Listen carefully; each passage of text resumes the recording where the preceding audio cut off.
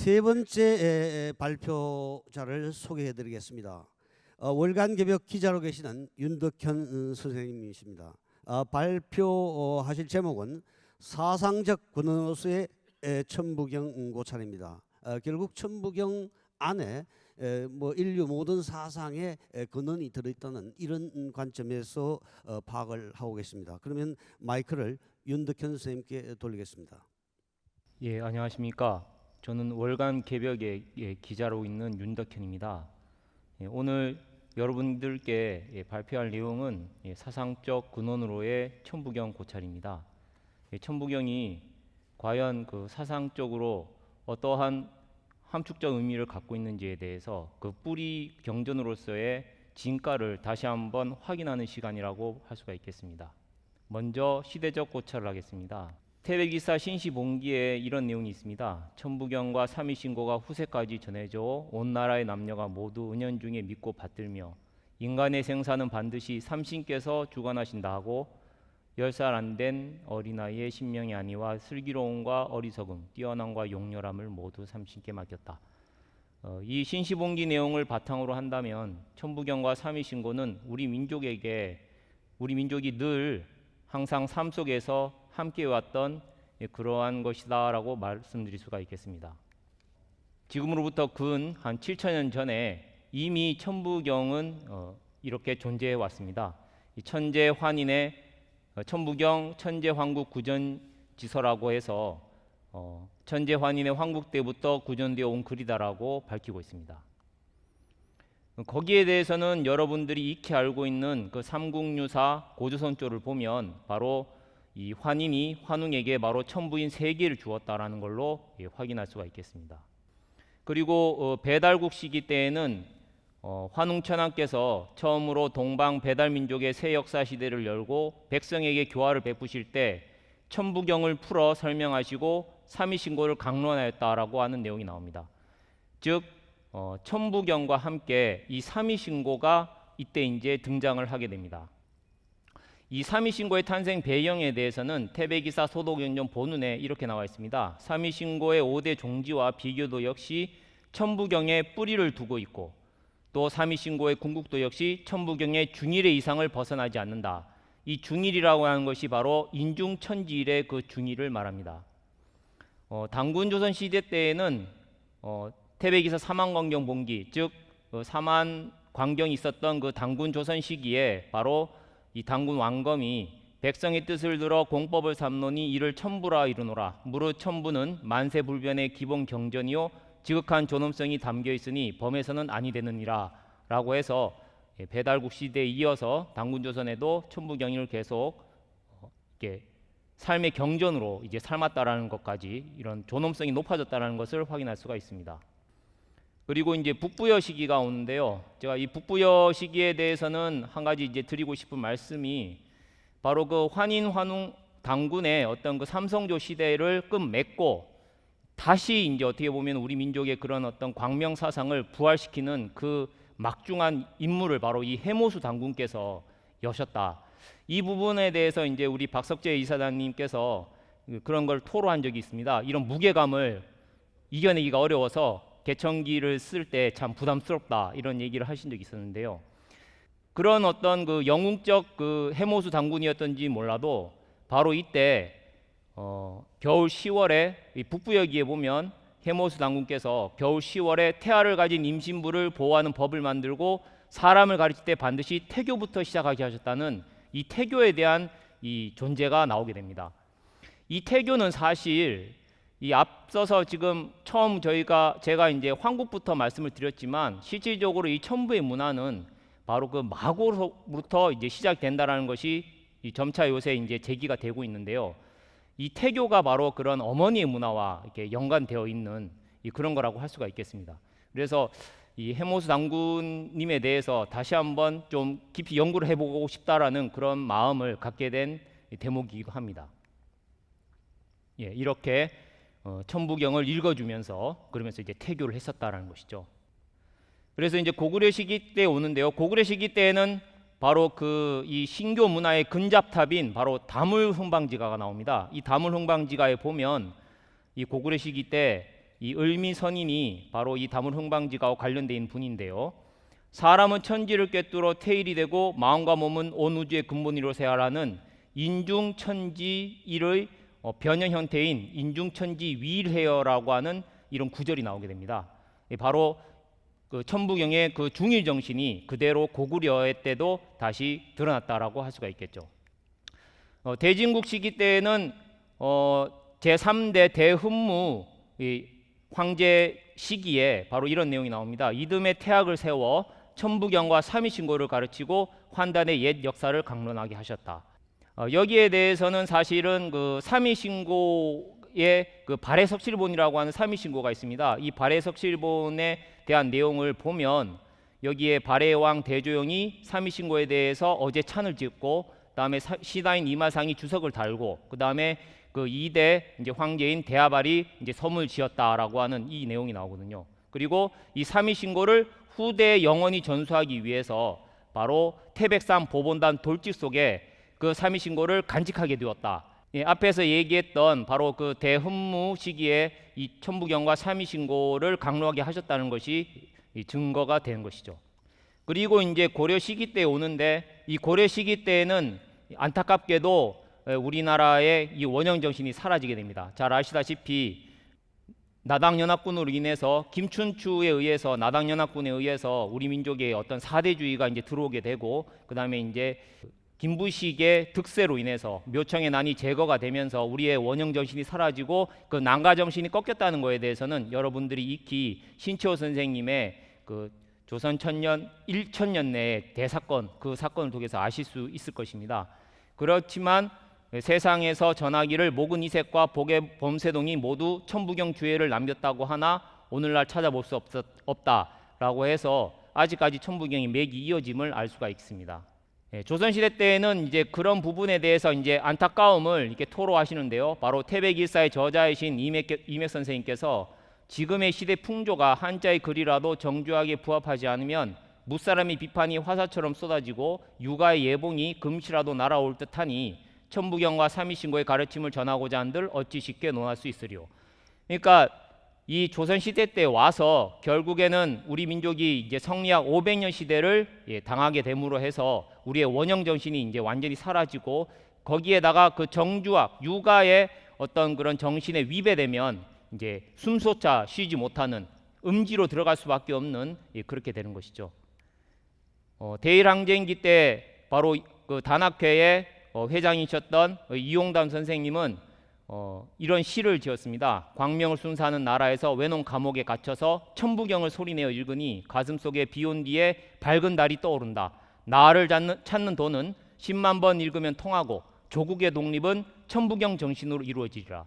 이 천부경이 과연 우리 그 민족에게 어떠한 이 의미를 가졌는지를 이 시를 통해서 알 수가 있을 거라고 생각합니다. 앞서서 이제 시대적 고찰은 말하자면은 그 천부경의 시간적으로 봤을 때 바로 지금으로부터 근 7천여 년, 그러니까 우리 그 인류의 어떤 문명 시대가 시작되는 어떤 첫 시발점에 천부경이 존재한다라는 것을 말씀을 드린 거고, 이제 앞으로 이제 그 내용 자체에 대해서 한번 살펴보겠습니다. 요거는 제가 그냥 그 재미있게 구성하기 위해서 한 건데요. 천부경에서 가장 많이 나오는 글자가 바로 일이고 그 다음에 글자로는 무와 본입니다. 그래서 이 일과 무를 중심이 되는 것이 바로 천부경이다라고 통계학적으로 말씀을 드릴 수가 있을 것 같고요. 사상적 고찰은 이제 일과 무에 대해서 이제 자세하게 한번 얘기를 나눠볼까 싶습니다. 일시, 하나는 시장이나 무시일, 무에서 시작된 하나다.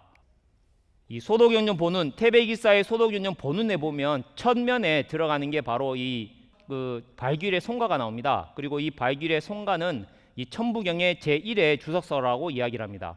그래서 이 발길의 송가를 살펴보면 그 천부경이 어떠한 뜻을 갖고 있는지를 더 깊게 알 수가 있는데요. 여기 보면 대일기극, 그 다음에 양기, 그 다음에 무유이혼, 그 다음에 허조이묘. 그리고 이 발길의 송가의 구조가 어떻게 되어 있냐면 이 무유이혼과 허조이묘가 합쳐져서 혼묘일환, 그리고 이 삼일기체와 일삼기용이 이게 합쳐져서 채용무기. 바로 한마디로 말한다면은 그 일과 무가 둘이 아니고 하나다라는 것을 이야기합니다. 그래서 삼위신고를 보시면 허공장을 보시면 아시겠지만 앞서서도 이렇게 설명을 해주셨는데요. 허공장을 보면은 현현이 비천, 창창이 비천, 현현이 비천이라고 해가지고 이 천자에 대한 그 개념을 이렇게 정립을 하게 됩니다. 근데 이제 제가 이 삼위신고를 이제 공부를 하면서, 그러니까 배우면서 의문점이 들었던 거는 뭐냐면 왜 삼위신고의 첫 번째 장이 허공장인가라는 것이었는데요. 결국에는 우리가 보고 있는 이 하늘이라는 것도 결국에는 이제 허공이다. 그러니까 모든 것들이 말하자면은 그 천부경의 일시무시일의 그 무를 바로 이 허공장으로 설명을 했다. 바로 그 일과 무를 하나로 얘기했다. 이렇게 얘기를 할 수가 있겠습니다. 노자의 하나를 보면 도에서 1이 생겨나고 1에서 2가 생겨나고 2에서 3이 생겨나며 3에서 만물이 생겨난다고 해서 도자 역시도 이 하나에 대해서 이 천부경과 이 유사한 이야기를 하는 것을 볼 수가 있습니다. 그리고 장자 역시도 대저 사물은 이루어짐과 허물어짐이 없으니 다시 통하여 하나가 된다. 오직 통달한 사람만이 통해서 하나가 되는 것을 아나니 이 때문에 쓰지 않고 쓰이는데 내맡긴다. 이런 내용이 나옵니다. 회남자라고 하는 옛 백과사전 속에 유한이 쓴 그 백과사전 속에 보면 하나라는 것은 만물의 근본이요 대적함이 없는 도이다라고 이렇게 밝히고 있습니다. 그리고 사기의 하나에서는 수는 1에서 시작되어 10에서 끝나며 3에서 이룬다라고 율서에 이렇게 적혀 있습니다. 그리고 우리가 이제 무극과 태극을 이야기를 하는데요. 유가에서는 사실은 이 두 가지의 논쟁이 있습니다. 자무극 이 위태극이다. 그러니까 무극으로부터 그러니까 태극이 되었다라고 하는 것과 그다음에 무극이 태극이다. 그러니까 무극이 곧 태극이다라고 하는 걸로 되어 있는데 이 논쟁도 사실은 일시무시일의 어떤 그 설명이 지나지 않는다라고 할 수가 있겠죠. 노자의 무를 한번 그러면 살펴보겠습니다. 무와 유는 같은 데서 나오고 이름만 다르니 모두 현하고 또 현하니 모든 묘함의 문이 된다. 이제 무와 유의 어떤 관계를 얘기하는데요. 여기 보면 그 불가의 반야신경에 보면 잘 아시는 구절이 나오죠.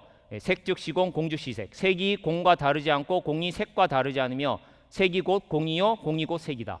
바로 이것이 바로 색은 바로 1에 해당되고 공이 무에 해당되겠다라는 것을 여러분들도 확인하실 수가 있겠습니다. 하이데거 같은 경우는 이제 앞서서 많이 이렇게 말씀하신 그 전병훈 선생님에 의해서 인연이 되어 가지고 이 천부경을 접한 걸로 알고 있습니다. 그래서 이 형이상학이란 무엇인가라는 책에서 존재와 무는 함께 속한다라고 하는 이야기를 하게 됩니다. 하이데거는 이 박종홍이라는 우리나라 당시에 그 철학의 1인자에게 이런 이야기를 한 내용이 나옵니다. 내가 유명해진 철학 사상은 바로 동양의 무 사상인데 바로 이것이 바로 이 천부경을 말하는 것이죠. 그래서 아직 당신들의 천부경은 이해를 못하겠으니 설명을 해달라 이런 증언을 한 내용이 있습니다.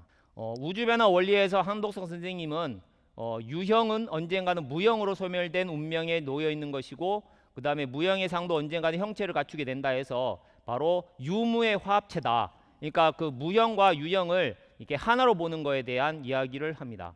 일과 무의 어떤 그 관계가 전혀 둘이 아니다. 그러니까 불이다. 그러니까 둘이 아니다라는 걸 말씀을 드리겠고, 다음에 이제 석상금 무진본에 대해서는 앞서서 얘기했던 그 삼위신고의 이 허공장, 그 다음에 이제 일신장, 그 다음에 천궁 세계 인물장, 이걸 통해서 우리가 이제 확인할 수가 있는데요. 바로 이 허공이 그래 일시무실의 그 일신이 결국에는 이제 하나다라는 걸 이야기하고, 그 다음에 천궁 세계 인물이 바로 그 천지인을 이야기하는 것이다라고 얘기를 할 수가 있겠습니다. 그리고 발귀리의 송가에 보면 대허유광, 그 다음에 시신지상이라고 해서 바로 그 비어 있음 속에 바로 이제 신이 존재한다라고 해서 앞서서 얘기했던 그 삼일신고, 우리가 이제 삼일신고를 읽을 때 삼일신고 이렇게 끊어서 있잖아요, 두 자로. 그런데 사실은 이제 삼일신 고다, 그러니까 삼일신의 말하자면은 그 가르침이다 이렇게 얘기할 수가 있겠죠. 그리고 우리가 이제 불가에서 이야기하는 법신불, 화신불, 보신불의 그 삼불 사상도 바로 천부경의 그 석삼극의 삼극 논리에서 나온 것이고, 다음에 이제 삼위일체의 그 성부, 성자, 성신의 삼위일체도 바로 그 천부경의 그 삼극 사상에서 나왔다. 그리고 힌두 삼신 즉 브라흐마, 비슈누, 시바 신도 역시 바로 그 천부경에 바로 삼극사상에 나왔고, 다음에 우리가 이제 잘 알고 있는 삼신 할머니, 뭐 삼신, 우리가 삼신이라고 일반적으로 얘기를 하죠. 그 조화신, 치화신, 교화신 역시도 바로 이 천부경의 첫 구절인 바로 일시무실 석삼극에서 나왔다, 이렇게 말씀을 드릴 수가 있겠습니다. 네, 노자의 천지인이 나오고요.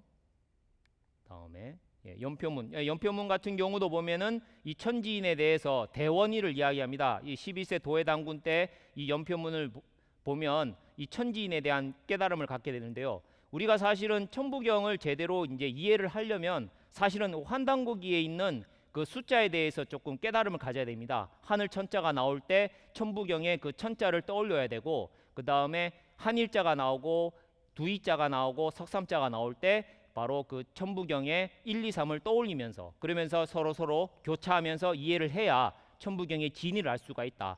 여기 보면은 중앙에 보면 이 천이 이축장 위대하니 효원이요 근일이다라고 할 때 그 효원, 이 효원에서 숫자 2의 근거를 우리가 발견할 수가 있습니다. 그래서 발길의 송가에 보면 원은 1인데 무극이다. 우리 원래 1은 태극이라고 알죠. 하지만 아까 이제 앞서서도 순서적으로도 1, 2, 3을 해석을 하셨는데 저도 거기에 공감을 합니다. 이 발길의 송가에서도 그런 이야기를 하거든요. 그래서 첫 번째는 무극이고, 그 다음에 그 1이 바로 이 본받아 가지고 또 다른 자기의 분신, 즉 2가 나와서 반극이 되는 것이고, 그 다음에 그 1과 2가 합쳐져서 바로 태극으로 해가지고 각은 이 바로 3이고 태극이다, 이렇게 얘기할 수가 있겠죠. 그래서 결론으로 얘기를 하자면은 이 천부경이 갖고 있는 가치는 바로 우리가 갖고 있는 모든 깨달음이 하나가 될 수 있는 가능성을 열어주었다라고 할 수가 있겠고, 다음에 모든 신이 하나가 될 수 있는 가능성을 열어주었다라고도 할 수가 있겠습니다. 그리고 바로 이 모든 것이 하나가 된다라는 것은 우리 이 전 세계가 한 가족이 되어 영원한 평화를 이룰 수 있는, 화평의 길을 갈 수 있는 그러한 이 근거, 그것이 바로 이 천부경에서 우리가 확인할 수 있다라고 얘기를 할 수가 있겠습니다. 오늘은 제가 사실은 그 발길의 송가와 다음에 그 다물흥방지가의 어떤 짤막한 대목만 말씀을 드렸는데요. 이번 일요일 날 이 환단고기 북콘서트 10주년에 바로 이 발길의 송가와 다물흥방지가 이런 그 여러 가지 원전에 대한 내용이 좀 더 깊숙하게 다뤄질 예정이니까 그때 더 자세하게 들어보시면 좋겠습니다. 이상 마치겠습니다.